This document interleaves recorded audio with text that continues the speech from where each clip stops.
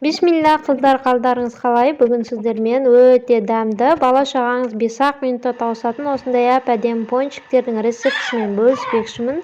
Ол үшін алдымен жылы сүтке тұзды, қантты және ашытқы қымызды салып араластырып аламыз. Айтқандай достар, маған көбірек қамыр қажет болды, сондықтан мен рецептісін көбейтіп жасадым. Ал сіздерге описаниеге нақты рецептісін жазып қалдыратын боламын. Осылай араластырып, дрожжи ерігенше жылы жерге қоямыз. Дрожжи осылай еруі қажет. Ал енді үлкен болса 5 жұмыртқа, құттай болса 6 жұмыртқа саламыз.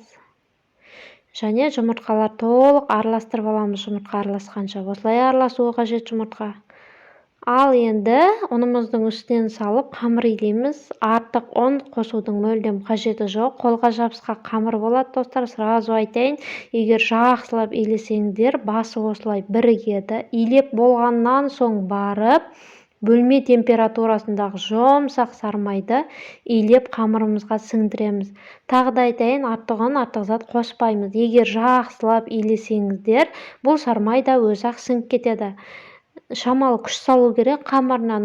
Соған достой, керемет булочка, керемет пончик, керемет нәрселер жасап жеуге болады. Мен осы рецептпен мысалы батоннан да жасаймын.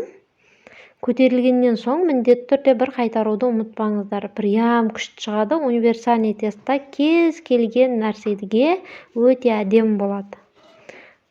Көтерілген қамырымызды осылай жуалап алып, оның көмегімен жұқалап, қатты қағаздай жұқа етудің қажеті жоқ.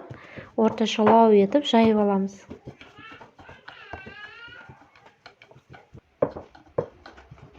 Міне осылай жайып шығамыз. Осы жұқалығы жетеді. Кесемен кесеміз. Өздеріңіз қалаған формада кессеңіздер болады, және ортасын осындай насаткамен ойып алдым.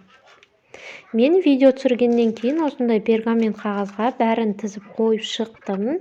Ал сіздер үй жағдайында кәдімгі мата дастарханның үстіне қойып, көтерілгенше қойып қойсаңыздар болады осылай. Ал енді бір 10 минутқа қалдырып көтерілуін күтемін. Көтерілгеннен соң қызып тұрған майда, орташа отта, ең төменгі отта екі жағын қызартып қуырып аламыз. Міне достар, біздің пончиктеріміз осындай әп-әдемі болып шықты. Шоколадты майменен қосып ертіп аламыз. Менде майды қосқан жерім түспей қалыпты. Микроволновкада ертсеңіздер болады. Ал енді шоколадқа осылай малып аламыз пончиктерімізді. Міне біздің пончиктеріміз дайын достар. Егер видео ұнаса жанартуға етуді ұмытпаңыздар. Каналыма жазылып алыңыздар. Сіздерге бұдан да көптеген пайдалы рецепттер бар. Бір жасағаннан шығатын. Назарларыңызға рахмет. Келесі видеода кездескенше.